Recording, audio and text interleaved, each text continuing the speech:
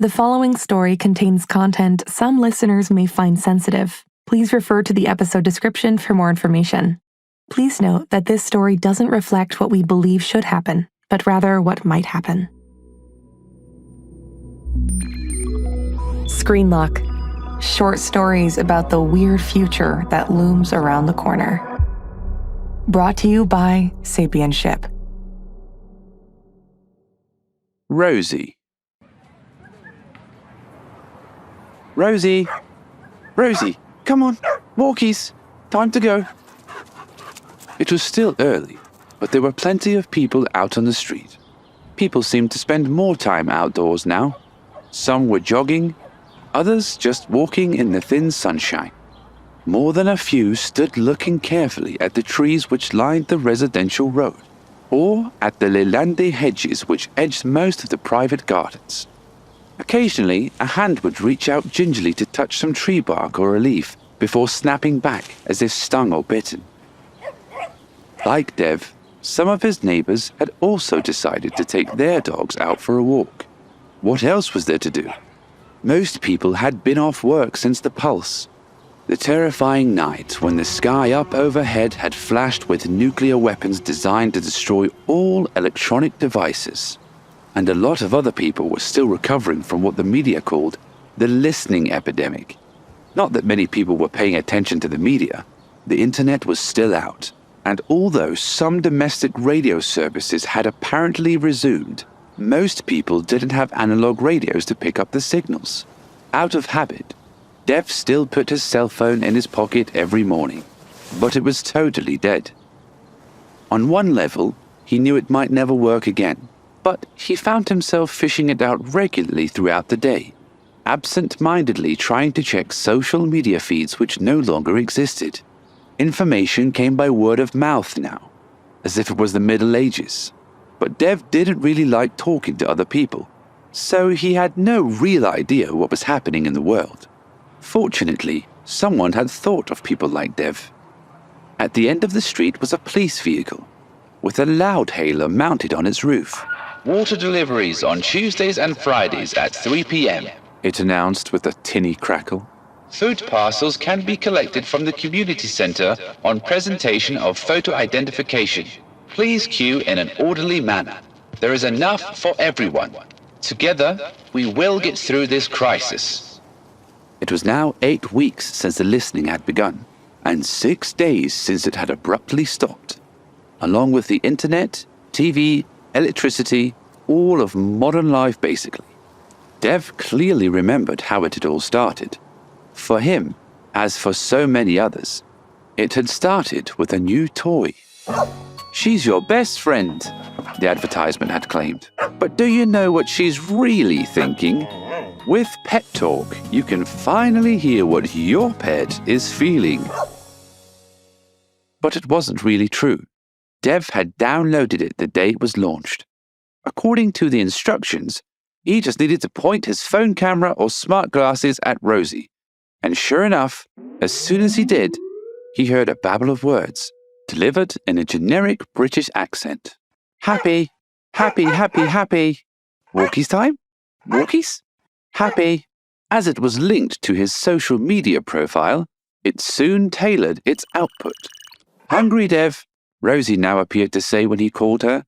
"Dinner, food, Rosie hungry, feed me, Dev. Go walkies to the park after?" She was silent now, of course. Or rather, not silent, but her communication had reverted to panting, and the occasional bark of excitement, dog language. This, at least, was genuine. His phone had been fried during the electromagnetic pulses that governments around the world had authorized. Rosie would never talk in that silly English accent again. Dev knew now that she never had. It was all a trick, a game. The camera scanned Rosie's face and body language for visual cues and translated them into simple English sentences and words.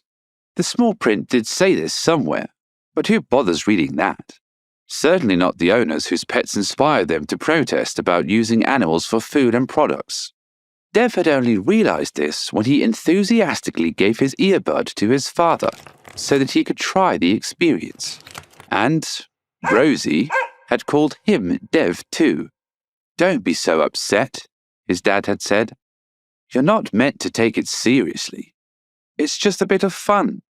But Dev was upset. Rosie was his best friend. He had yearned to talk to her, and for a brief moment, it had seemed possible. Discovering it was just a trick, a toy, was very upsetting for him. But other people seemed to enjoy it. Sales of Plantalk had escalated into the tens of millions in almost no time. Then laws began to change. Meat all but vanished from supermarkets. Then milk and dairy products too. It became harder and harder to find dog food for Rosie, and Dev's dad began buying up everything he could to stockpile it.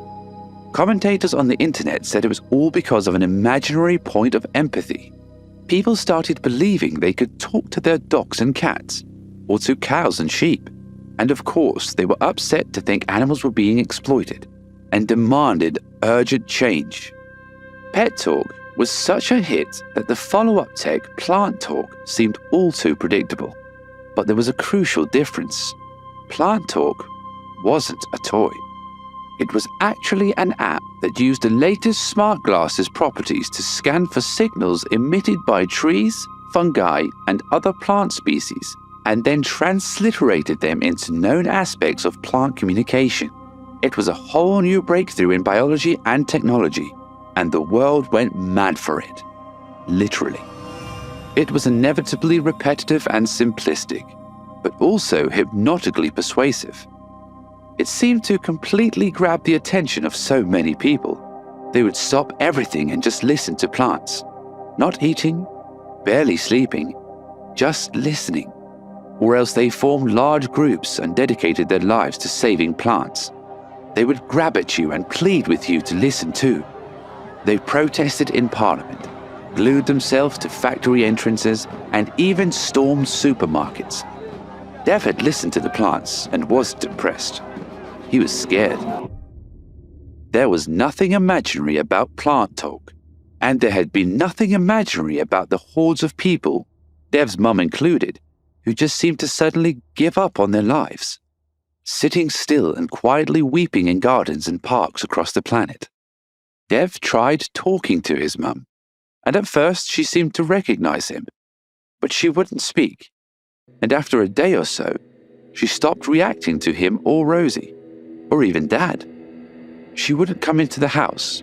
She was damp from dew, cold to the touch, and not eating. Dev had become really worried. He was worried now too, but for different reasons.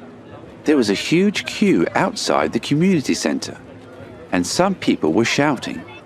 Dev hated crowds, and he hated shouting even more. But he forced himself to join the queue, looking down at Rosie to avoid catching anyone's eye. "Sit, Rosie," he said, and the spaniel responded obediently. Please wait your turn, called the crackling loudspeaker. There's enough food for everyone. We'll see everybody in due course. Please wait your turn, with due consideration to others. Slowly the queue edged forward. Dev noticed that some people were filthy, as if they hadn't washed in a long time. Others looked scared, like him, or hungry. Some were shivering. Winter was coming soon.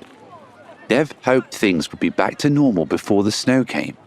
He didn't think many of these people would survive in snow. 4 years, said a woman behind him. They're saying it'll be 4 bloody years before they get everything up and running again. How are we supposed to survive? No heating or water, and having to queue for handouts like this. At least you have your daughter back, said another woman. Aye, but for how long? How are we going to live like this? No electricity, no work to go to, no shops and no money, no transport or fuel, no emergency services. We did before, said the second woman. A long time ago. We can do it again. Can we though? And what if it happens again? If they can do this pulse thing once, they can do it a second time. The government did it to stop all that listening, said the second woman. They won't do it again. It was an emergency. They had to do it, to turn off the listening. But how do you know that? It might have been terrorists. Or another country. Those people on the radio who say they're the government, how do we know if they really are? They could be anyone. You heard the Prime Minister yourself, said the second woman. I heard someone who sounded a bit like her. I've got no evidence. Dev reached the front of the queue at last. He handed over his ID, and once it had been checked against a paper file, he was handed a bag of groceries through a window. He looked inside it. There's no dog food, he complained. Correct, said a voice through the hatch. We're feeding people, not dogs. It's a global emergency. Or didn't you notice? But how do I feed Rosie? He asked, tears forming in his eyes. I guess you don't, said the man. Now move along. We've a lot of people to see today. Come on, Rosie, Dev said dejectedly. Time to go. He could hear his mum crying again as he entered the house.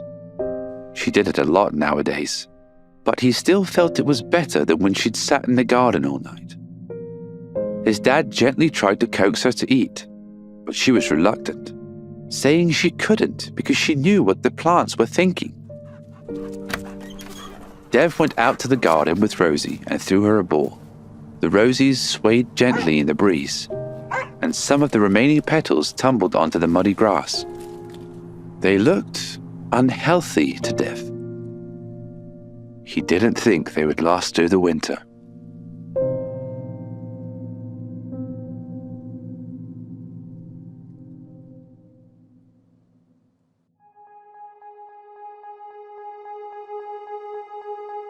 You were listening to Screenlock, a podcast by Sapienship. For more episodes and exciting content, please visit lab.sapienship.co.